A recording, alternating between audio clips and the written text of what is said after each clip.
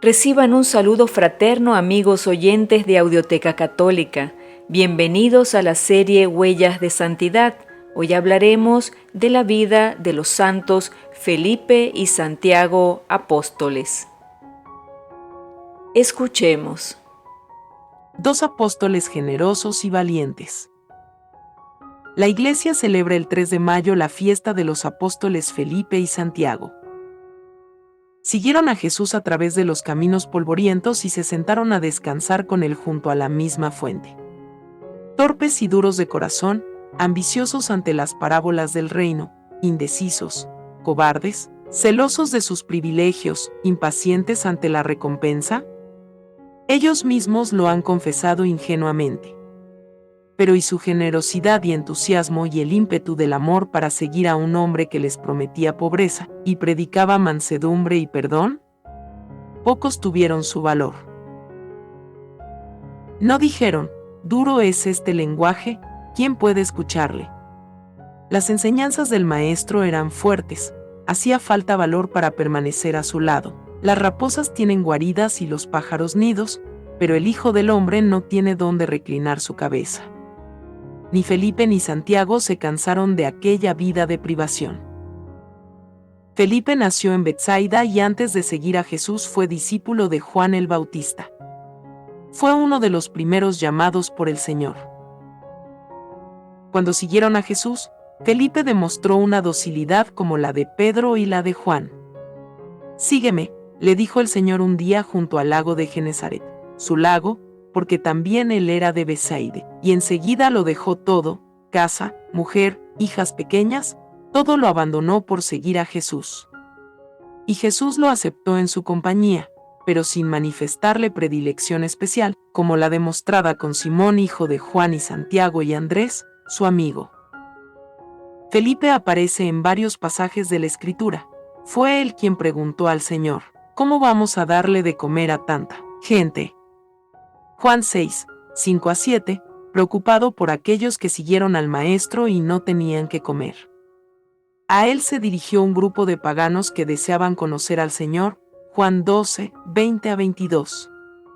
Además, Felipe fue quien le pidió a Cristo que le muestre al Padre, Juan 14, 8-11, mientras compartían en la última cena. Después de la ascensión, junto al resto de apóstoles y la Virgen María, Felipe recibió el Espíritu Santo en Pentecostés. Posteriormente partió a la región de Frigia, ubicada hoy entre Turquía, Hungría, Ucrania y el este de Rusia, para anunciar la buena noticia a las gentes de esas tierras. Natanael llega contagiado por Felipe, encontrado a un rabí de Nazaret, que debe ser el Cristo. Y sigue con Jesús, el Mesías descubierto, y se arrima a él para no perder su palabra, ni su gesto, ni su mirada. Junto a Jesús está en la multiplicación de los panes, y se siente feliz cuando el maestro le pregunta, Felipe, ¿cómo daremos de comer a esta gente? Y mirando a la gente, calcula que 200 denarios no bastan para dar un poco de pan a cada uno. Es un hombre de buena voluntad, sencillo y dócil, pero le ocurre como a Tomás, pues los misterios son demasiado altos para él. En aquel discurso de la cena, se preguntaba, ¿qué significaba todo aquello? El Padre os ama, el Padre os dará un consolador, el Padre y yo somos una misma cosa, muéstranos al Padre y esto nos basta. Pero a su rudeza, debemos la bella manifestación, Felipe quien me ve a mí, ve a mi Padre. De todos los apóstoles, Felipe y Santiago son los menos andariegos. En los campos de Frigia, pasó Felipe los últimos años de su vida. Allí predicaba y bautizaba, ayudado por sus dos hijas, que habían consagrado su virginidad a Cristo y habían seguido a su padre en su misión. Alguna vez cruzaba el río y entraba en la vecina ciudad de la Odisea para cultivar la semilla que había sembrado allí el apóstol Pablo. San Felipe murió apedreado y crucificado en Hierápolis. En el siglo VI sus reliquias fueron llevadas a Roma y colocadas en la Basílica de los 12 apóstoles. Antiguamente el martirologio romano celebraba su fiesta el 1 de mayo, pero esta se desplazó al día 3 del mes. En cuanto al apóstol Santiago, en la Escritura recibe el sobrenombre de el hijo de Alfeo. También se le conoce como el primo del Señor porque su madre era pariente de la Virgen María. A él se le atribuye la autoría de la primera epístola católica. En esta se encuentra consignado uno de los principios más importantes de la vida cristiana: la fe sin obras está muerta. En los Hechos de los Apóstoles se le describe como un personaje muy querido de la Iglesia de Jerusalén, a quien se le llamaba con frecuencia el obispo. San Pablo lo menciona en su carta a los Gálatas, poniéndolo al lado de San Pedro y San Juan. Santiago, escucha atento, camina silencioso. Es un espíritu austero. Es pariente del Señor. Nacido en Caná, cerca de Nazaret. María, la madre de Jesús, y su madre, María de Cleofás, son cuñadas, pues José el carpintero es hermano de su esposo. Es sobrino de la Madre de Dios, es hermano de Jesús, uno de los pocos hermanos de Jesús que creyeron en él. Aunque los preferidos son Pedro y Juan, Santiago no vacila, no se queja. Recoge humildemente las parábolas del Señor y piensa en las palabras de Cristo: todo el que hiciere la voluntad de mi Padre que está en los cielos, ese es mi amigo, mi hermano y mi madre. Y llega el día de la dispersión. El obispo de Jerusalén, el asceta. Santiago el Menor presidía en la caridad como primer obispo de la más antigua de las iglesias, Jerusalén. Era un obispo sin mancha, con enorme apego a la tradición, con semblante lleno de dignidad, majestuoso en su caminar, prestigioso en su palabra, con inmenso y profundo espíritu de oración y con austeridad subyugadora. Se parecía a Juan el Bautista, y algo quedaba del mosaísmo en su figura de la era apostólica, destinada a conducir hasta el sepulcro a la sinagoga.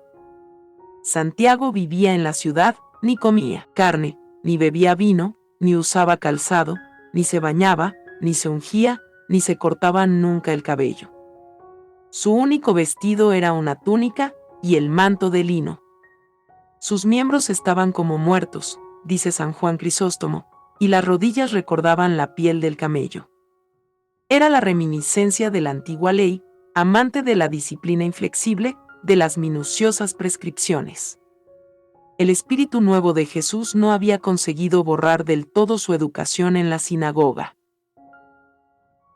La presencia de este hombre en Jerusalén fue una bendición, pues muchos israelitas a quienes la elocuencia de Pablo hubiera alejado de la fe, se dejaron ganar por el asceta, que hablaba la lengua de los libros sagrados y exaltaba la ley real, la ley perfecta que condena a los prevaricadores, la ley santa que no debe ser quebrantada en un solo punto sin quedar completamente violada.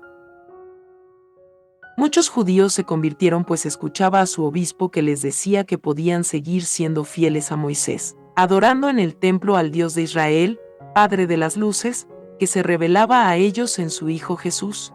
Como renunciaban a sus familias sacerdotales, pero Santiago era para ellos el sumo sacerdote. En sus reuniones le veían sentado sobre el trono pontifical, llevando en la frente la insignia de los descendientes de Aarón, la placa de oro con los caracteres sagrados que decían: Santidad de Yahvé. Judíos y cristianos se inclinaban delante de aquel hombre en quien se unían la virtud y el amor firme a la ley.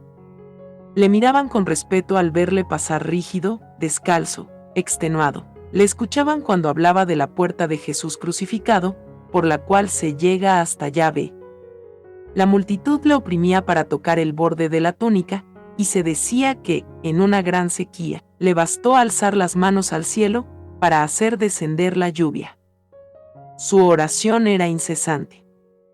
Le veían en el templo, a la entrada del Sancta Sanctorum, con la frente pegada en la tierra, sin que ni siquiera los mismos levitas se atrevieran a molestarle, para no interrumpir su contemplación.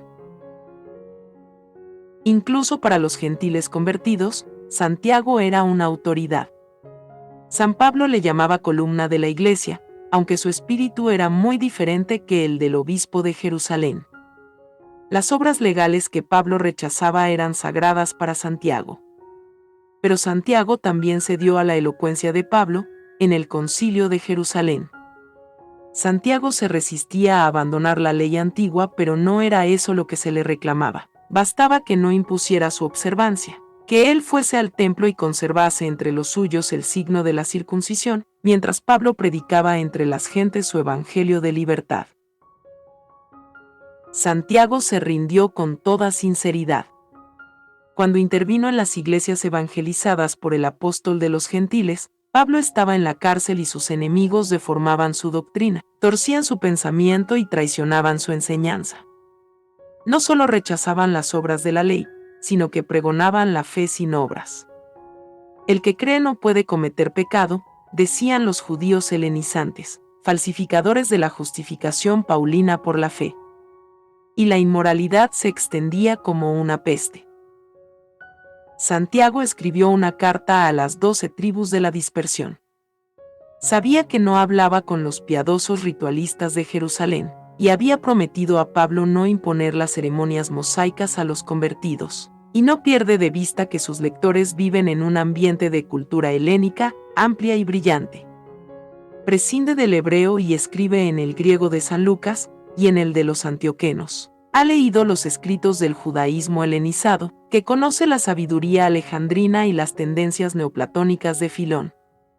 Insiste en el cumplimiento de la justicia, se inspira en los proverbios y en los profetas, pero, aunque no se ha desprendido de la sinagoga, no quiere oprimir a las almas.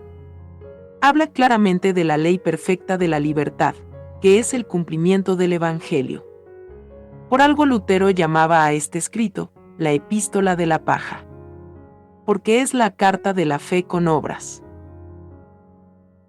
Santiago no discute, como San Pablo, ni profundiza en los grandes misterios de la fe, exhorta sencillamente, propone una norma de conducta y arranca la cizaña. Propone a los perseverantes la corona de la vida, que Dios ha prometido a los que le aman, y recuerda la ley primordial de la caridad. La insolencia de los ricos llenaba de compasión el alma del apóstol, y le inspiraba este pensamiento: que el hermano de baja condición se glorifique en su pobreza como en el mayor de los honores, y que el rico vea en su riqueza un motivo de humillación, porque todo pasará como la flor del heno. Sale el sol, la hierba se marchita, la flor cae y desaparece todo encanto. Axial se agostará el rico en sus caminos. Hablando de los caracteres de la verdadera fe, Santiago anatematiza las teorías fatalistas que atribuyen el pecado a la acción irresistible del destino. No, cada cual es movido e incitado por su propia concupiscencia. La concupiscencia concibe y pare el pecado, y el pecado, al consumarse, engendra la muerte. La fe es una gracia sobrenatural, un don perfecto, que desciende de arriba, del Padre de las luces, y regenera por la palabra de la verdad, pero no desarrolla su virtud redentora sino a condición de que la palabra plantada en el alma arroje de ella el fango de pecado, haciendo germinar frutos de justicia, paz y de misericordia. El corazón del apóstol recuerda el celo amargo de los que transforman en podredumbre la buena nueva de la santidad, y el evangelio de paz en motivo de querella. Condena la sabiduría terrestre, animal, diabólica, y clama indignado: ¿de dónde nacen las luchas entre vosotros? ¿Por ventura no son las pasiones que combaten en vuestros miembros la causa de vuestra miseria? Robáis, y no tenéis nada; asesináis, y nada conseguís; lucháis, os querelláis, y sois miserables como antes. Adúlteros, ¿no sabéis que la amistad del mundo es enemistad contra Dios? Pero Santiago no olvida que su deber es curar las llagas abiertas, y así, después de ese desahogo, abre a los extraviados su corazón compasivo con acentos llenos de unción evangélica.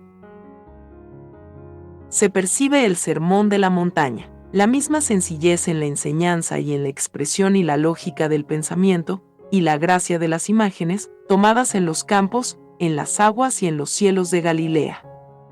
Junto al oyente de Jesús, reaparece el lector asiduo de los libros sapienciales, el grave moralista cuando escribe los peligros de la lengua, el gesto majestuoso cuando se levanta contra el opresor del débil, y siempre el carácter noble del hombre a quien todo Israel llamaba el justo, el hombre de la lealtad y la rectitud, que es el rasgo saliente de su fisonomía.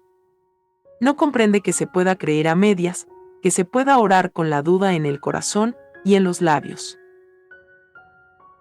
Saber hacer el bien y no hacerlo es pecar, es mentir a Dios.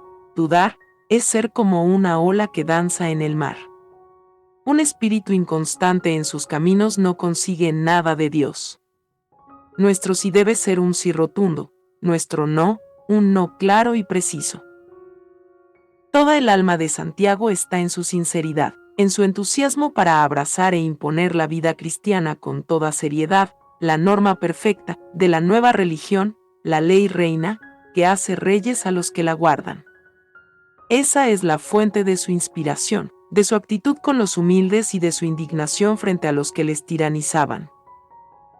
Ante la corrupción, el egoísmo duro y fastuoso de los grandes de Israel no puede contener el anatema. Llorad, ricos, aullad sobre las miserias que van a llover sobre vosotros. Vuestras riquezas se han consumido, vuestros mantos han sido roídos por los gusanos, vuestro oro y vuestra plata se han enmohecido, y la polilla devorará vuestra carne como el fuego. Estáis amontonando un tesoro de cólera para los últimos días. El salario del obrero que trabaja en vuestros campos clama contra vosotros, y la voz del segador sube hasta los oídos del Señor. Os sumergís en el placer, vivís en las delicias de la tierra, y engordáis como las víctimas para el día del sacrificio. La muchedumbre escuchaba con emoción estos apóstrofes, como los de los antiguos profetas, pero los potentados rugían de cólera. Eran los aristócratas insolentes y rapaces que compraban las dignidades del sacerdocio y se repartían los puestos del Sanedrín y cruzaban las calles rodeados de servidores. Su odio, que había crucificado a Jesús y se había desencadenado contra sus discípulos, iba a terminar con el jefe del cristianismo judío. En el año 62, Festo, procurador de Judea, acababa de morir. Momento propicio. Santiago, en oración delante del tabernáculo, fue llevado a presencia de Anás, sumo sacerdote, hijo del Anás que condenó a Jesús. En la terraza del templo se celebró el juicio. Hosana al hijo de David, repetía el anciano, hasta que, lanzado de la altura, tiñó con su sangre aquellas piedras que pronto sufrirían el incendio. Santos Felipe y Santiago, rueguen por nosotros. Hasta la próxima, amigos.